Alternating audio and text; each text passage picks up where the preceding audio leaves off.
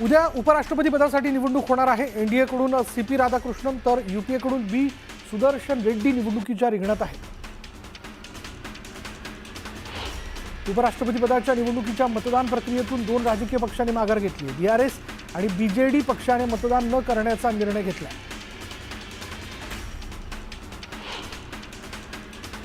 उद्या होणाऱ्या उपराष्ट्रपती निवडणुकीसाठी शिवसेना खासदार श्रीकांत शिंदे यांच्यावर महत्त्वाची जबाबदारी देण्यात आली आहे। सीपी राधाकृष्णन यांचे उमेदवार प्रतिनिधी म्हणून श्रीकांत शिंदे यांच्याकडे जबाबदारी देण्यात आली आहे। शिंदेंसह संसदीय कार्यमंत्री किरेन रिजिजू आणि मंत्री राममोहन नायडूंकडेही जबाबदारी देण्यात आली आहे। मुंबईत काँग्रेस नेत्यांनी उद्धव ठाकरेंची भेट घेतली। विधान परिषदेच्या विरोधी पक्ष नेतेपदाबाबत ठाकरेंशी चर्चा करण्यात आली। काँग्रेसच्या उमेदवाराला पाठिंबा देण्याची मागणी करण्यात आली। विधान परिषदेच्या विरोधी पक्ष नेतेपदासाठी सतेज पाटलांच्या नावावर शिक्कामोर्तब झाल्याची माहिती सूत्रांनी दिली। दरम्यान सतेज पाटील विरोधी पक्ष नेते होणार का हे पाहणं महत्त्वाचं असणार आहे। गेल्या 2 दिवसांपासून मुख्यमंत्री देवेंद्र फडणवीसांची जाहिरात वृत्तपत्र आणि मुंबईतील मोठमोठ्या होर्डिंग्जवर झळकली आहे। छत्रपती शिवरायांना वंदन करत असताना छत्रपती या जाहिरातीत दिसतायत। जाहिरातींमध्ये देवाभाऊ उल्लेख आहे। दरम्यान जाहिरातीची राजकीय वर्तुळात जोरदार चर्चा आहे। बीडमध्ये विजयसिंह पंडित यांनी लक्ष्मण हाकेंवर टीका केली। हाकेंचा स्ट्रीट डॉग उल्लेख करत राजकीय आणि सामाजिक नसबंदी करणार असल्याचं वक्तव्य पंडित यांनी केलं। वनमंत्री गणेश नाईक यांनी नवी मुंबई महापालिकेच्या अधिकाऱ्यांना दम भरला। मोरबे धरणालगत उभा अभयारण्यात आलेल्या बंगल्याच्या मुद्द्यावरनं त्यांनी पाणी पुरवठा अधिकाऱ्यांना खडसवलं। सिल्लोड इथे आमदार अब्दुल सत्तार यांच्या उपस्थितीत तालुक्यातील सरपंच, ग्रामपंचायत अधिकारी आणि ग्रामपंचायत कर्मचारी यांची विभागनिहाय विविध विकास कामांबाबत आढावा बैठक संपन्न झाली। नागरिकांनी आपल्याकडील कर भरून ग्रामपंचायतीस सहकार्य करावं असं आवाहन देखील आमदार अब्दुल सत्तार यांनी केलं। GR मधील शब्दरचना ओबीसीसाठी अडचणीची ठरल्यास ओबीसी समाजही हक्कांसाठी रस्त्यावर उतरणार आहे। ओबीसी नेते छगन भुजबळांनी हा इशारा दिला।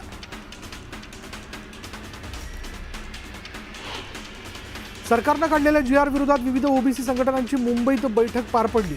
ओबीसी आरक्षणासाठी रस्त्यावरची न्यायालयीन लढाई लढणार असल्याचा निर्धार वडेट्टीवारांनी व्यक्त केला। आरक्षण दिलं नाही तर नेत्यांना महाराष्ट्रात फिरू देणार नसल्याचं वक्तव्य मनोज जरांगेंनी केलं। जितका अपमान करतील तितक्या ताकदीनं लढणार असल्याचा इशारा त्यांनी नारायणगडावरनं दिला।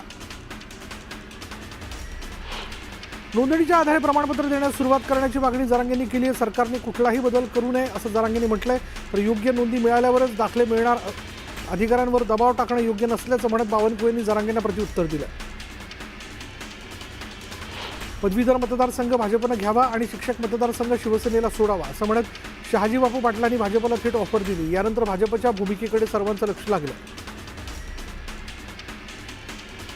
विजय वडेट्टीवार यांनी पुन्हा एकदा सरकारवर निशाणा साधला। ओबीसींचं आरक्षण GRमुळे संपलंय, सरकारनं ओबीसींवर मोठा अन्याय केलाय असा हल्लाबोलही त्यांनी केला। अंतरवाली सराटीत दाखल होताच जरांगे पाटलांवर मराठा समाजानं गुलालाची उधळण करत जंगी स्वागत केले। शेवटी मराठ्यांनी विजय मिळवलाच असं म्हणत जरांगे पाटलांनी मराठ्यांचे आभार मानले।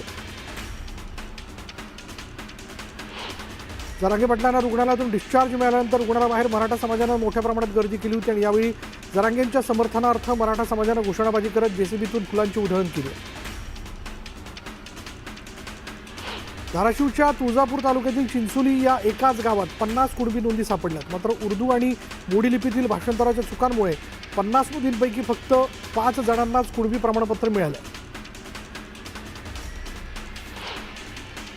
हैदराबाद साताऱ्यानंतर आता कोल्हापुरी गॅझेटची चर्चा रंगली। कोल्हापूरच्या गॅझेटमध्येही मराठा आणि कुणबी यांच्यात साधर्म्य दाखवलंय आणि त्यामुळे कोल्हापूर गॅझेटबाबत मराठा समाज आज भूमिका मांडणार आहे। मराठा समाजाला हैदराबाद गॅझेट लागू केल्यानंतर आता बंजारा समाजही आरक्षणासाठी मैदानात उतरलाय।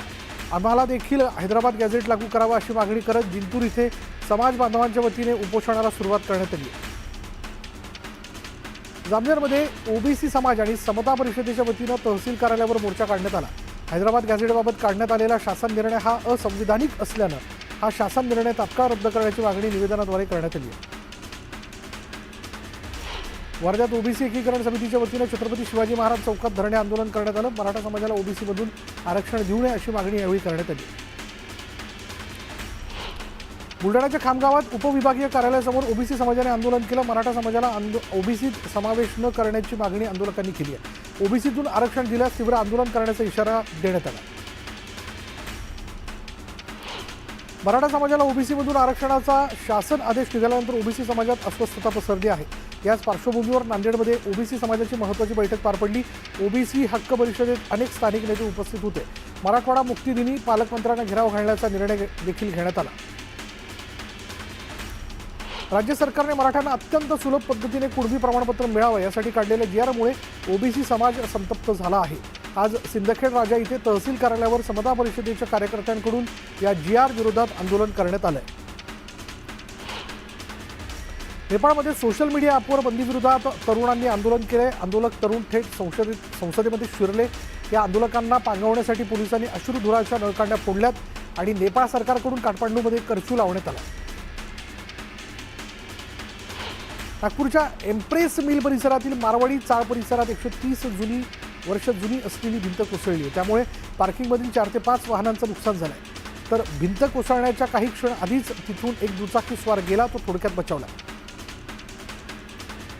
मुंबईतील बोरिवली इथल्या गोराई समुद्र किनाऱ्यावर भरतीच्या वेळी एक मिनी व्हॅन अडकली होती। भरती आल्यानं लाटा खूप वेगानं उसळत होत्या आणि त्यामुळे व्हॅन बाहेर येणं अशक्य होतं। यावेळी व्हॅनमधील नागरिकांना सुरक्षितपणे बाहेर काढण्यात यश आलं। सांगलीच्या आटपाडीमध्ये शेळ्या मेंढ्यांच्या बाजारात बकऱ्यांचा विक्रमी दर मिळाला आहे। एका बकऱ्याला तब्बल 34,000चा भाव मिळाला, तर 6 बकऱ्यांची 2 लाखात विक्री झाली। त्यामुळे शेतकऱ्यांनी डॉल्बी, घोडा आणि रथासह बकऱ्यांची वाजत गाजत मिरवणूक काढली।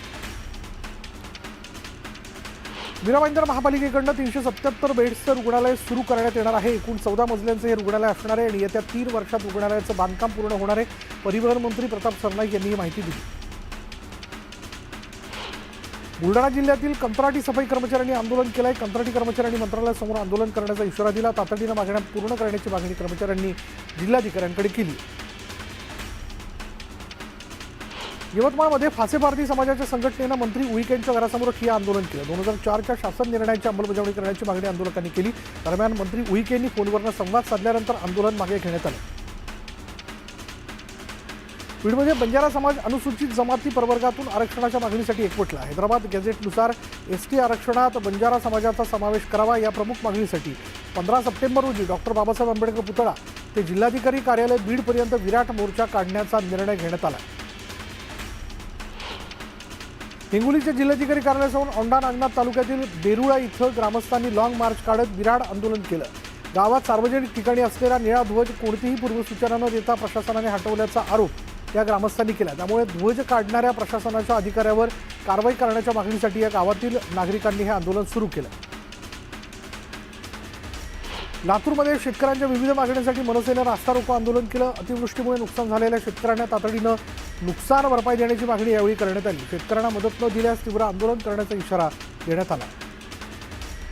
देवरोडमध्ये काँग्रेसच्या नियती ओभान यांच्या सभेचं आयोजन करण्यात आलं। यावेळी त्यांनी राहुल गांधींच्या वोट चोरीच्या मुद्द्याबाबत जनजागृती केली। दरम्यान मोठ्या संख्येनं काँग्रेस पदाधिकाऱ्यांनी हजेरी लावली। जळगावात विविध मागण्यांसाठी बंजारा समाजाने आंदोलन केलं। एसटी प्रवर्गातून आरक्षण देण्याची मागणी यावेळी करण्यात आली। दरम्यान जिल्हाधिकाऱ्यांना निवेदनही देण्यात आलं। आंदोलनामध्ये मोठ्या संख्येनं नागरिकांनी सहभाग घेतला होता। बीडमध्ये बंजारा समाजाने आंदोलन केलं। एसटी प्रवर्गातून बंजारा समाजाला आरक्षण देण्याची मागणी आंदोलकांनी केली। मागणी मान्य न केल्यास आमदार आणि खासदारांना घेराव घालण्याचा इशारा देण्यात आला। चोपड्यात पर्युषण पर्व समारोपनिमित्त जैन समाजाकडून पालखी सोहळ्याचं आयोजन करण्यात आलं होतं। यावेळी मोठ्या संख्येनं महिला आणि पुरुषांनी भाग घेतला। धुळे शहरात ईद ए मिलाद मोठ्या उत्साहात साजरा करण्यात आला। यावेळी धुळे शहरातील मच्छी बाजार चौकापासून जुना आग्रा रोडवर भव्य जुलूस काढण्यात आला। नांदेड जिल्ह्यात आज ईद ए मिलादुन्नबी उत्साहात साजरी करण्यात आली आणि 5 तारखेला ईद होती। मात्र गणेशोत्सव सुरू असल्यानं विसर्जनानंतर ईद साजरी करण्याचा निर्णय मुस्लिम बांधवांनी घेतला। त्यानुसार आज ईद साजरी करण्यात आली।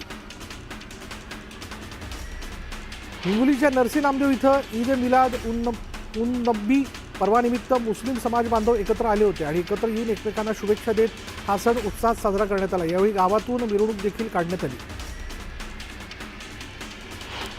जळगावमध्ये ईद सणाच्या निमित्तानं शोभायात्रा काढण्यात आली। यावेळी शोभायात्रेत मोठ्या संख्येने मुस्लिम बांधवांनी सहभाग घेतला होता। शोभायात्रा भिलपुरा इथल्या इमाम अहमद रथा चौक इथून सुरू होऊन अजिंठा चौफुली इथल्या ईदगाह मैदानावर त्याचा समारोप झाला।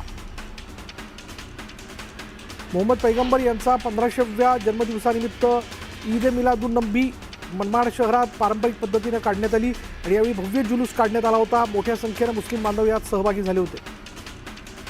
भुसावळ शहरातील मुस्लिम बांधवांच्या वतीनं ईद ए मिलादुन्नबी निमित्तानं जुलूसचं आयोजन करण्यात आलं होतं आणि यावेळी हिंदू मुस्लिम बांधवांनी एकमेकांची गळाभेट घेत एकमेकांना ईदच्या शुभेच्छा दिल्या।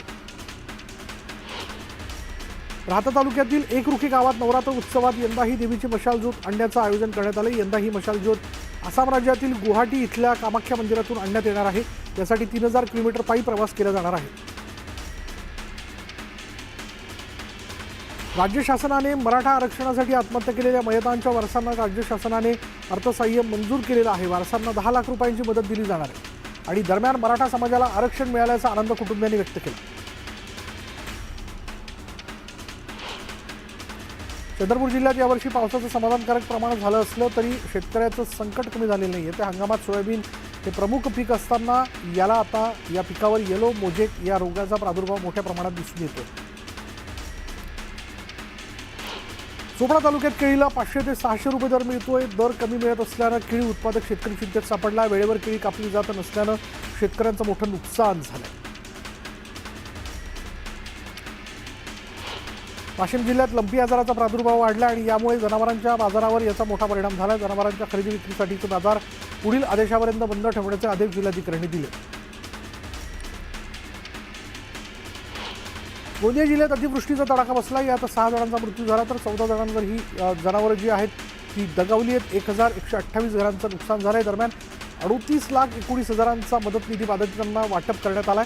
निवासी जिल्हाधिकाऱ्यांनी ही माहिती दिली। नागपूरमध्ये घरातील नोकरानेच 21 दागिने लंपास केलेत। नोकराला पश्चिम बंगालमधून अटक करण्यात आली। त्याच्याकडनं 18 लाखांचा मुद्देमाल जप्त करण्यात आला। राजा चौधरी असं चोरट्या नोकराचं नाव आहे। उरणमधील महत्त्वाच्या आणि संवेदनशील ONGC प्रकल्पात मोठी आग लागण्याची घटना घडली।